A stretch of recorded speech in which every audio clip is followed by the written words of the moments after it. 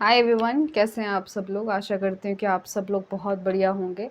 जैसे कि आप सब लोग जानते हैं कि हम पढ़ रहे हैं लीनियर अलजेब्रा, और आज इस लीनियर अलजेब्रा के अंदर, इस प्लेलिस्ट के अंदर बहुत ही इंपॉर्टेंट पॉइंट डिस्कस होने वाला है, and that is your vector space. Okay, vector space कह दो या फिर इसको जो है लीनियर स्पेस भी कहते हैं। ठीक है, अब लीनियर स्पेस, वेक्टर स्पेस, ये चीज़ ऑलरेडी हमने डिस्कस करी हुई है, right. So we have already discuss, इसके ऊपर ऑलरेडी मैंने वीडियोस बनाए हैं, बट अब हम जो है और एडवांस थोड़ा सा कुछ ज़्यादा एग्जाम्पल के साथ हम चाहते हैं कि इस चीज़ को वापस से डिस्कस किया जाए। ओके, तो किस तरह से जो है वेक्टर स्पेस या फिर लीनियर स्पेस का पॉइंट सामने आता है। तो देखिए, आप अपने स्कूल के दिनों को याद कीजिए। सबसे पहले हमने जो बात करी थी 11th में ख़ास तौर पर, कि हमारे पास एक नया कॉन्सेप्ट आया था, that was your set, right. और आपको पता है सेट के अंदर जो है वो collection of well defined objects थे, यानी कि हमने एक सेट बनाया है, एक जिसे हमने कैपिटल ए कैपिटल बी इस तरह से नाम दिया, जिसके अंदर कुछ ऑब्जेक्ट्स होंगे। ठीक है, कुछ भी ऑब्जेक्ट्स नहीं हो सकते, it was a well defined objects का कलेक्शन। फिर हमने क्या किया, जब हम जैसे बीएससी वगैरह में आए, हमने अलजेब्रा पढ़ना शुरू किया, तो हमने देखा कि हम इस सेट को एक ऑपरेशन के साथ जो है वो कनेक्ट कर सकते हैं। जैसे मान लीजिए मैंने एक सेट ले लिया जी, और इस जी को मैंने जो है किसी ऑपरेशन के साथ कनेक्ट कर दिया। ऑपरेशन यानी कि कोई रूल, जैसे प्लस हो गया, माइनस हो गया, मल्टीप्लिकेशन हो गया, कुछ भी हो सकता है। जैसे अगर ये जो जी है it is collection of matrix, तो वहाँ पे मैट्रिक्स मल्टीप्लिकेशन हो सकता है, मैट्रिक्स एडिशन हो सकता है, राइट। तो हमने अब जो है इस ऑब्जेक्ट्स पर ऑपरेशन लगा दिया, यानी कि अब यहाँ पे ऑपरेशन कह दो या फिर रूल कह दो, ये आ गया। तो हमने इस जी को एक ऑपरेशन के साथ क्या कर दिया, कनेक्ट कर दिया। तो हमने बात करी ग्रुप, राइट। उसके बाद हमने क्या किया, सेट हमारे पास वही है, शुरुआत जो है वो सेट से हो रही है, ये ध्यान में रखिए। सेट वही है, अब जो है हमने इसी ग्रुप के साथ या फिर इसी सेट के साथ और ऑपरेशन ऐड करने की कोशिश करी, यानी कि दो ऑपरेशन मान लीजिए लगा दिए। तो हमने फील्ड की बात करी, राइट। और अब बारी आती है हमारे लीनियर अलजेब्रा की, वेक्टर स्पेस की।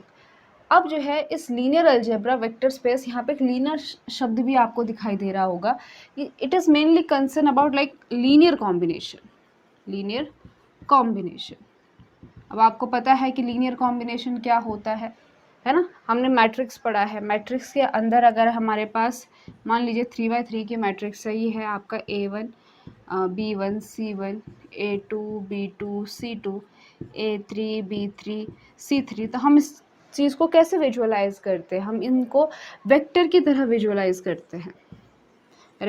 जैसे कि अगर इसी चीज़ को अगर मैं 3 डायमेंशनल स्पेस में देखूं, तो मैं ये कह सकती हूँ कि इसका x कोऑर्डिनेट है, ये y है, ये z है, यानी कि ये A1 A2 A3, इस तरह से ये एक पॉइंट है 3D स्पेस में। ठीक, तो ऐसे ये 3 पॉइंट्स हैं, ओके, 3 वेक्टर्स हैं, सॉरी। इनका जो है हम लीनियर कॉम्बिनेशन निकालते हैं, वो लीनियर कॉम्बिनेशन फिर से एक वेक्टर होता है, राइट। तो लीनियर कॉम्बिनेशन यानी क्या, कि मैं जो है इसको किसी नंबर से मल्टीप्लाई करती हूँ, राइट। जैसे कि इस चीज़ को मैंने अल्फ़ा से मल्टीप्लाई कर दिया, और आपके पास जो है वो A1 A2 A3 बन गया। फिर जो है इसको मैंने बीटा से मल्टीप्लाई कर दिया, जहाँ पे अल्फ़ा बीटा कोई मान लीजिए रियल नंबर है।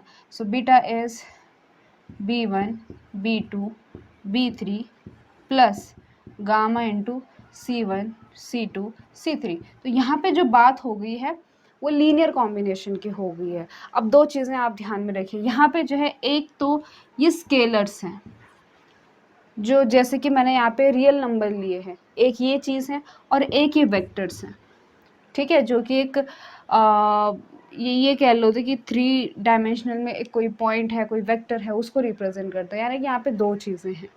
आप ये कह सकते हो कि यहाँ पे दो सेट्स है, ठीक। एक है आपका एक सेट है V जिसके अंदर क्या है, ऑब्जेक्ट्स हैं, ठीक। और इन ऑब्जेक्ट्स को हम क्या नाम दे रहे हैं, वेक्टर नाम दे रहे हैं, ओके। फिर इसके अलावा क्या है, इसके अलावा एक फील्ड है। फील्ड कौन सा है, ये वाला है, राइट। इसका अपना ही, वो अपने ही कुछ दो ऑपरेशंस में कुछ कंडीशंस को सेटिस्फाई करता है, वो फील्ड बनता है, राइट। और इसके अंदर भी ऑब्जेक्ट्स हैं, राइट। और इनको जो है हम क्या नाम देते हैं, स्केलर्स, ओके। और ये V और F कुछ कंडीशन को सेटिस्फाई करे तो ये दोनों मिलके बनाते हैं आपका वेक्टर स्पेस या फिर linear space. So here it forms vector space which satisfy certain condition and F से जो है हम स्केलर लेते हैं, V से वेक्टर लेते हैं और उनका लीनियर कॉम्बिनेशन करते हैं।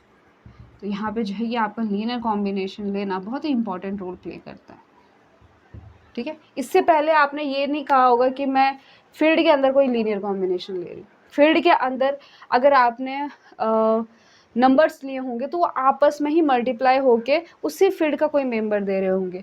उसी तरह से ग्रुप के अंदर आपस में ही वो एलिमेंट्स होंगे, वो आपस में ही ऐड करके उसी ग्रुप को बिलोंग कर रहे होंगे, राइट। लेकिन V और F के केस में लीनियर कॉम्बिनेशन हम ले रहे हैं जहाँ पे स्केलर्स हम F से लेते हैं और वेक्टर V से लेते हैं, राइट। तो यहाँ पे ये कॉन्सेप्ट आता है वेक्टर स्पेस का। तो इस तरह से हमारी जर्नी स्टार्ट होती है सेट से, ख़त्म होती है यहाँ पर वेक्टर स्पेस में, okay. So what is vector space, let define it. तो चलिए बात करते हैं डेफिनेशन ऑफ वेक्टर स्पेस। तो vector space consist of, number 1, it consist of field F, okay, जिसके मेंबर्स को हम स्केलर कहेंगे। Second is a set V जिसके मेंबर्स को हम वेक्टर्स कहेंगे। अब हम बात करेंगे इस V पर लगने वाला ऑपरेशन जिसे हम कहते हैं अ रूल, यानी कि अ वेक्टर एडिशन, ठीक है। तो एक चीज़ आपको यहाँ पर मैं कह दूँ, एडिशन का मतलब आप लिटरली मत लेगा। एडिशन मतलब वही नहीं जो हम नंबर्स को ऐड करते हैं, ऐसा एडिशन नहीं है, एक तरह का ऑपरेशन है, राइट। जो कि किस पे लगने वाला है, वेक्टर्स पे लगने वाला है। वेक्टर्स यानी कि उस V के जो एलिमेंट्स हैं उन पे लगने वाला है, जो कि कुछ रूल्स को फॉलो करेगा, okay. So just for convenience हम V के एलिमेंट्स को वेक्टर कहते हैं, ठीक है। और उसका जो एडिशन है it is vector addition, right.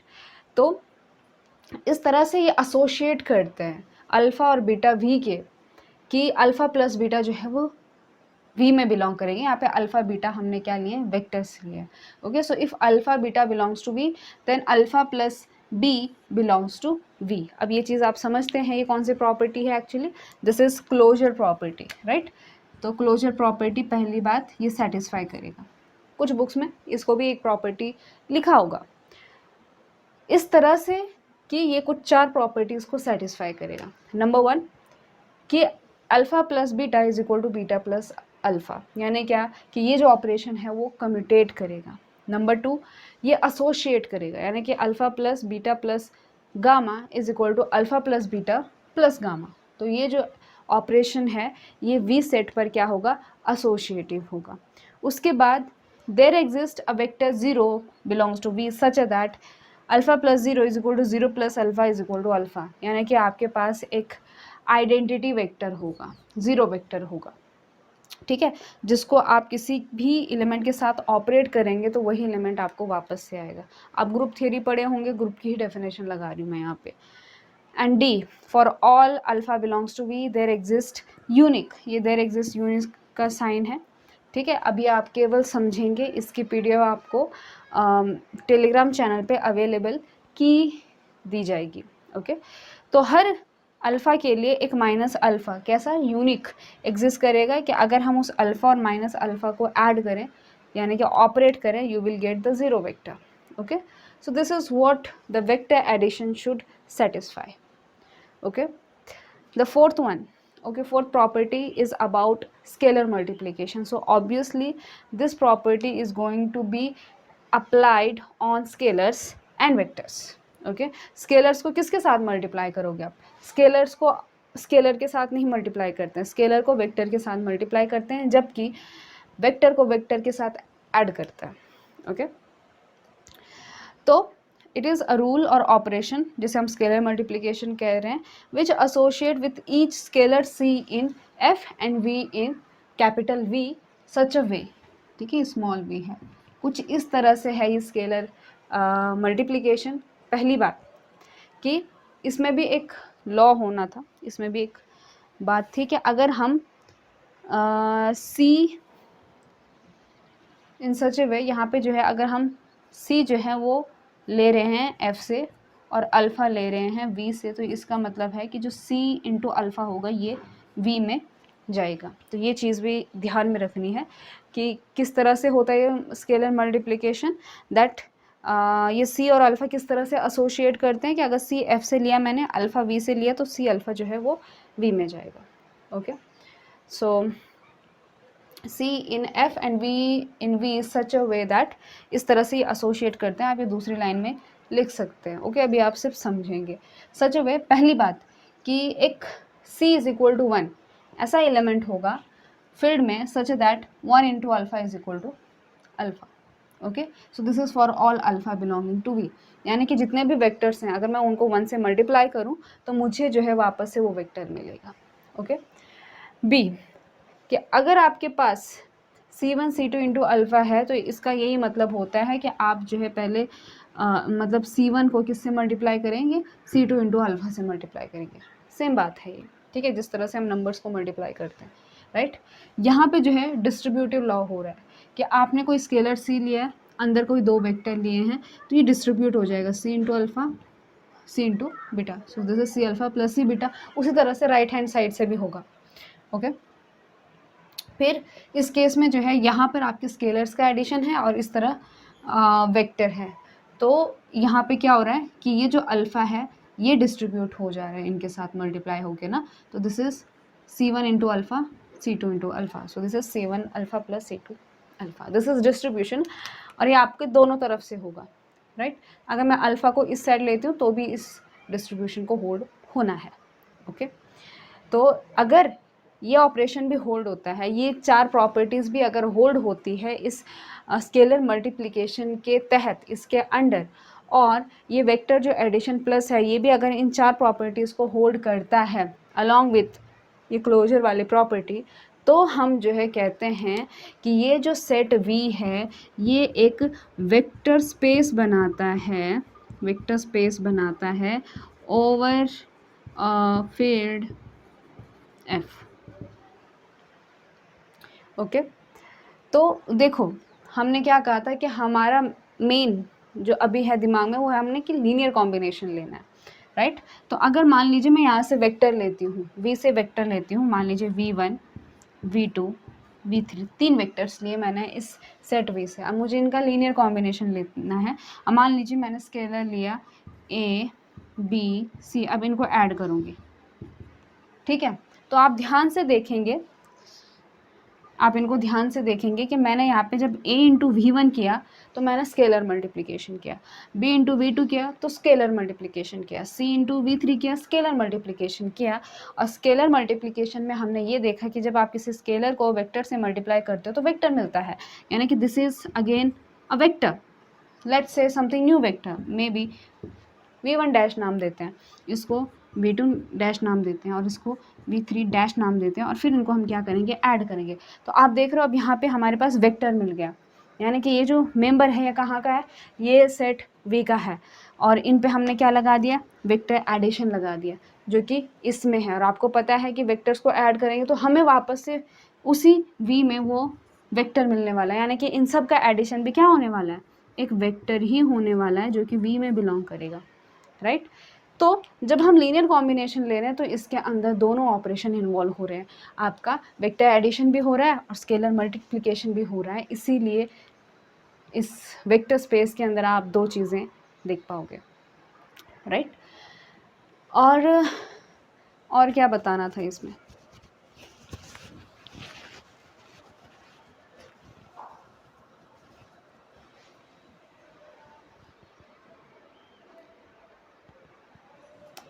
चलिए। तो और वेक्टर स्पेस को कैसे हम जानेंगे, ये हम जानते हैं थ्रू एग्जाम्पल।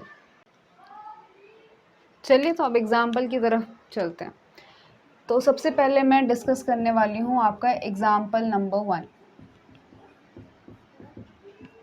ओके, तो एग्जाम्पल नंबर 1 बहुत ही सिंपल सा है, जिसे हम कहते हैं n tuple space. Okay, so we are going to discuss the n tuple space. अब आपको पता है कि टपल का क्या मतलब होता है, इसको जो है हम एफ एन से डिनोट करने वाले हैं।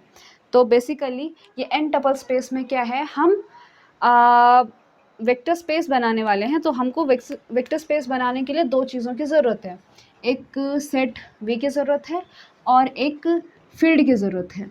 लेकिन इस केस में हम क्या करने वाले हैं, ये जो सेट वी होगा वो फील्ड के बराबर ही लेंगे हम, यानी कि v is equal to F ही लेने वाले हैं। तो यानी क्या कि यहाँ पे जो स्पेस बनने वाला है ये एक्चुअली आपका जो वेक्टर्स हम लेने वाले हैं वो उसी फील्ड से लेने वाले हैं जहाँ से हम स्केलर लेने वाले हैं। ओके, कहने का मतलब ये है कि यहाँ पे v जो सेट है वो f के बराबर होने वाला है। ठीक, अब एन टपल्स का क्या मतलब है कि आपके पास एक फील्ड है, जैसे कि मान लीजिए हमारे पास रियल नंबर है, रियल नंबर का एक फील्ड बनाता है ना, तो उसके हमने एन टपल ले लेने हैं। ओके, यानी क्या कि जैसे कि एक वेक्टर बनाएंगे हम, मान लीजिए x1 x2 up to sworn xn, तो ये एन टपल हो गया। ठीक, इसको मैं एक नाम देती हूँ, मान लीजिए अल्फ़ा। तो ये वेक्टर अल्फ़ा है जो कि एक एन टपल है, जहाँ पर ये जो xi है ये कहाँ से लिया है हमने, ये फील्ड से लिया है। ठीक है, सो ये हमने एक एन टपल बनाया है जिसके अंदर ये एलिमेंट्स जो हमने लिए हैं वो इसी फील्ड से f से लिए हैं जहाँ से हमने स्केलर लेने हैं। उसी तरह से अगर मैं अल्फ़ा एक बीटा दूसरा लूँगी तो मान लीजिए वो है y1 y2 up to so on yn, जहाँ पे ये yi कहाँ से होगा, इसी फील्ड f से होगा। ठीक, इसलिए हम इसको किससे डिनोट करेंगे, एफ एन से डिनोट करेंगे। अब यहाँ पे जो है जो वेक्टर एडिशन है, वेक्टर एडिशन कुछ इस तरह से डिफ़ाइन किया गया है कि अल्फ़ा प्लस बीटा कैसा होगा डिफ़ाइन, जो कि हम नॉर्मली जैसे हम कोऑर्डिनेट्स में यूज़ करते हैं कि इन दोनों को अगर ऐड करेंगे तो पहला वाला जो एलिमेंट है वो पहले वाले के साथ ही ऐड होगा, दूसरा वाला दूसरे के साथ ही होगा, nth वाला nth के साथ ऐड होगा। Right, so x plus sorry alpha plus beta का मतलब होगा x1 plus y1 comma x2 plus y2 comma up to सोन xn प्लस y1, इसे हम कहेंगे वेक्टर एडिशन। ठीक है, अब यहाँ पे साफ साफ आपको दिखाई दे रहा होगा कि अगर x1 और y1 मैंने f से लिया है, क्योंकि f फील्ड है तो x1 प्लस y1 भी कहाँ से बिलोंग करेगा, f से बिलोंग करेगा। ठीक है, तो ये एलिमेंट भी f से बिलोंग कर रहा है, ये एलिमेंट भी f से बिलोंग कर रहा है, अप टू सो ऑन ये वाला एलिमेंट भी कहाँ से बिलोंग कर रहे हैं, f से बिलोंग कर रहे हैं। तो ये जो है फिर से एक fn का एलिमेंट होने वाला है, आपका v का एलिमेंट होने वाला है, एन टपल बना रहा है। ठीक, बाकी जो चार प्रॉपर्टीज़ हैं वो जो है अल्फ़ा और बीटा सेटिस्फाई करेंगे। ठीक, ये चीज़ आपका होमवर्क है कि जो a है, b है, c है और d है, ये जो प्रॉपर्टी हैं ये आपके अल्फ़ा और बीटा सेटिस्फाई करेंगे। ऑब्वियस सी बात है कि अल्फ़ा प्लस बीटा करो, बीटा प्लस अल्फ़ा करो, ये चीज़ सेम ही आने वाली है क्योंकि वो फील्ड है। ठीक है, टी एंड डी प्रॉपर्टी ये आप आसानी से सॉल्व कर सकते हैं। राइट, क्योंकि आपको पता है कि बाकी की जो प्रॉपर्टी है, पहली प्रॉपर्टी आपकी कम्यूटेटिविटी की है, तो अल्फ़ा प्लस बीटा और बीटा प्लस अल्फ़ा आप आसानी से निकाल सकते हो। सिंपल सी बात है कि आप अगर बीटा प्लस अल्फ़ा निकालोगे तो उस केस में आपका ये क्या हो जाएगा, y1 प्लस x1 हो जाएगा। और आपको पता है क्योंकि ये y1 x1 हमने फील्ड से लिया है तो x1 plus y1 is equal to y1 plus x1, तो ये चीज़ दिखाना आपको आसान रहेगा। ठीक, उसी तरह से अगर मैं वेक्टर स्केलर मल्टीप्लिकेशन की बात करूँगी, स्केलर मल्टीप्लिकेशन की बात करूँ तो उस केस में आपको क्या करना पड़ेगा, एक मैं एलिमेंट लूँगी स्केलर, मतलब इसी फील्ड का एलिमेंट लूँगी, उसको मान लीजिए मैं किसी ए से डिनोट करती हूँ, तो a इंटू अल्फ़ा, यानी कि चलो यहाँ पे थोड़ा सा अलग करने के लिए c इंटू अल्फ़ा करती हूँ, तो ये क्या हो जाएगा आपका, हम अल्फ़ा को जो है c से क्या कर देंगे, मल्टीप्लाई करेंगे, यानी कि हर इस एलिमेंट को c से मल्टीप्लाई किया जाएगा। So this is cx1 comma cx2 comma up to so on cxn। Okay, so this is your scalar multiplication. उसी तरह से आप property number A, property number B, property number C and property number D को भी आसानी से show कर सकते हैं कि किस तरह से ये भी जो है एक इन 4 प्रॉपर्टीज़ को सेटिस्फाई करता है। तो क्योंकि आपका इस vector addition, scalar multiplication A B C D और ए बी सी डी को सेटिस्फाई करता है, तो आप आसानी से दिखा सकते हैं कि ये जो एफ एन है, एन टपल स्पेस, ये आपका क्या बनाता है, एक वेक्टर स्पेस बनाता है। ठीक है, चलिए दूसरे एग्जाम्पल की तरफ मूव करते हैं। तो दूसरा एग्जाम्पल जो है हमारा वो मैट्रिक्स का है। ओके, तो अब हमने लेना है m बाय n मैट्रिसेस का सेट। Okay, so the next example is space of m by n matrices, उसको हम डिनोट करेंगे f m बाय n। ठीक है, so this is space of m by n matrices. Clear है? तो जैसे कि एक सिंपल से एग्जांपल देती हूँ, 2 बाई 2 का मैट्रिक्स। तो ए बी सी डी ये हमने मैट्रिक्स बनाई, लेकिन मैट्रिक्स के अंदर जो एलिमेंट्स लिए ए बी सी डी कहाँ से लिए मैंने, मान लीजिए रियल नंबर से लिए हैं। ठीक है, तो यानी कि ये ए बी सी डी जैसे रियल नंबर से लिए हैं, तो रियल नंबर फील्ड है। उसी तरह से जो ए बी सी डी हम किसी भी फील्ड के एलिमेंट ले सकते हैं। ओके, तो फिर से ये भी पहले वाले एग्जाम्पल की तरह है कि हमने कोई वी वेक्टर वी एक सेट लिया है और f कोई फील्ड लिया है, लेकिन इस बार मैं ये तो नहीं कह सकती कि v जो है वो f के बराबर है, लेकिन ये ज़रूर कह सकती हूँ कि ये जो v बनाया हुआ है, जैसे कि इस केस में मैट्रिक्स है, इसके अंदर जो एलिमेंट्स फेड अप हो रहे हैं वो फील्ड के ही एलिमेंट फेड हो रहे हैं। ओके, सो इसीलिए हम इसको simply f raise to power m cross n लिखते हैं, यानी कि दिस इज, इसके अंदर सारे m क्रॉस n मैट्रिक्सेस के कलेक्शन हैं और उन मैट्रिक्स के अंदर जो एलिमेंट्स हैं वो उस फील्ड f से जाते हैं। ओके, तो इसको भी दिखाना आसान है, ये चीज़ भी हमने ऑलरेडी करी है, क्योंकि मैं बता रही हूँ आपको कि हम सेकेंड टाइम इस वेक्टर स्पेस को पढ़ रहे हैं, राइट। तो इसमें बस मैं आपको वेक्टर एडिशन क्या होता है, वेक्टर मल्टीप्लिकेशन क्या होता है, वो समझाने की कोशिश करूँगी। ठीक, सो पहला है हमारा vector addition. So vector addition, okay. तो वेक्टर एडिशन यानी कि अगर मैं दो मैट्रिक्स को ऐड कर रही हूँ तो उसका क्या मतलब होगा। ठीक है, मान लीजिए i क्रॉस j वाली मैट्रिक्स है। Okay, so a plus b, ये i क्रॉस j वाली मैट्रिक्स, इनको ऐड करने का मतलब होगा कि मैं aij प्लस bij इन दो मैट्रिक्स को ऐड कर रही हूँ। सिंपल सी बात है, जैसे कि ये मान लीजिए aij है, जैसे कि ये a22 है। ओके, और दूसरा मैं b22 लेती हूँ, b22 लेती हूँ, तो ये a1 b1 c1 d1 है, इसमें ऐड करूँगी तो a2 b2 c2 d2। तो इन दोनों को ऐड करने का मतलब क्या है कि हमको पता है कि मैट्रिक्स की एडिशन कैसी होती है, कि a1 में a2 जाएगा, a1 प्लस a2 हो जाएगा, b1 प्लस b2 हो जाएगा, c1 plus c2 and d1 plus d2 हो जाएगा। यानी कि जिस तरह से दो मैट्रिक्स को असली में ऐड करते हैं वही हमारा यहाँ पे वेक्टर एडिशन है। ओके, सेकेंड है हमारा scalar multiplication. Okay, scalar multiplication क्या होता है, यानी कि हम किसी मैट्रिक्स को स्केलर से मल्टीप्लाई कर रहे हैं, तो इसका क्या मीनिंग है। इसका मीनिंग यही है कि जो हम नॉर्मल करते हैं, यानी कि क्या कि इस c जो स्केलर है, कोई नंबर है, इसको हमने उस मैट्रिक्स से मल्टीप्लाई कर देना, यानी कि c into A I J, that is your scalar multiplication. Okay, अब वही चीज़ मैं वापस से कहूँगी कि आप जो प्रॉपर्टी नंबर जो हमने थर्ड में और फोर्थ में पढ़ी है ए बी सी डी, वो आप आसानी से इस वेक्टर एडिशन का और स्केलर मल्टीप्लिकेशन का दिखा सकते हो। तो यहाँ पे भी आप कह सकते हो कि आपका जो space of m by n matrices है वो भी आपका एक वेक्टर स्पेस बनाता है। So this m cross n, इस फील्ड के जो मैट्रिसेस हैं, ये जो वेक्टर स्पेस है, आई मीन ये जो सेट है v, ये f के ऊपर एक वेक्टर स्पेस बनाता है, वो सारी उस प्रॉपर्टी को सेटिस्फाई करता है। ओके, इसमें कोई बड़ी बात नहीं है। चलिए एग्जाम्पल थर्ड की तरफ चलते हैं।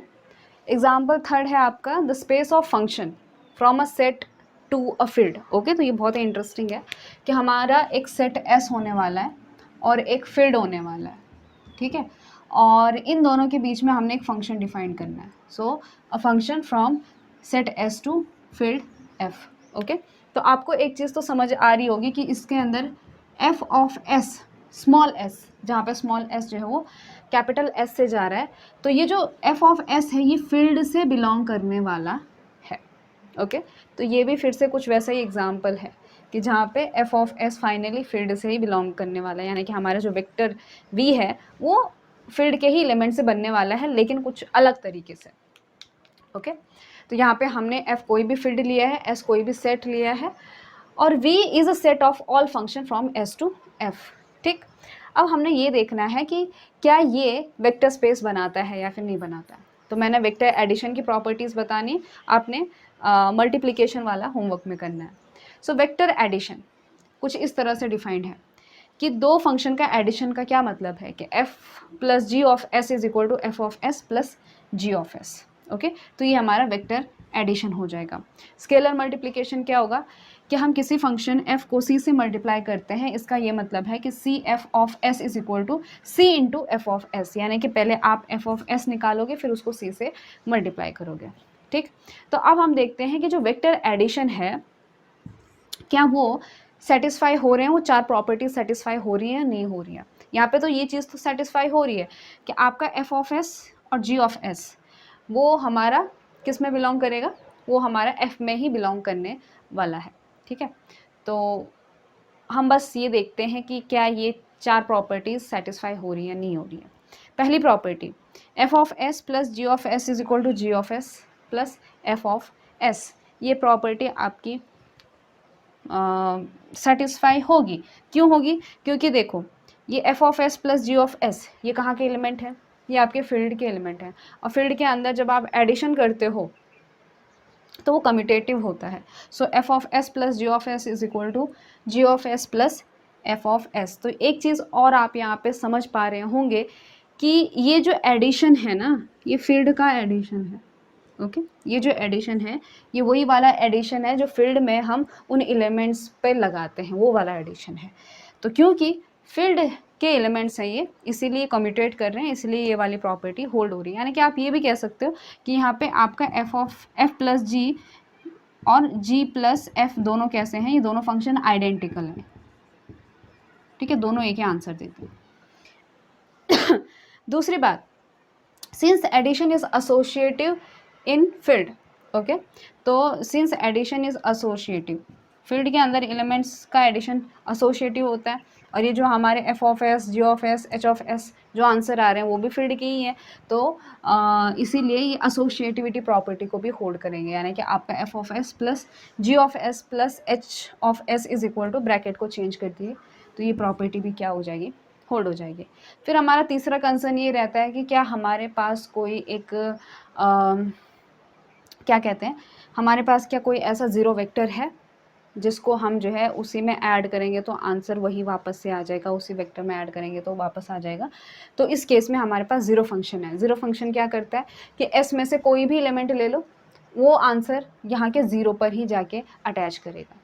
ठीक है, यानी क्या कि which assign each element in S to a scalar zero in F, यानी कि अगर आप कोई भी एस लेते हो यहाँ से तो ये जो ज़ीरो फंक्शन है, ठीक है, तो इसका जो इमेज होगा वो आंसर ज़ीरो आ जाएगा, जो ज़ीरो कहाँ का है, इस फील्ड एफ का है।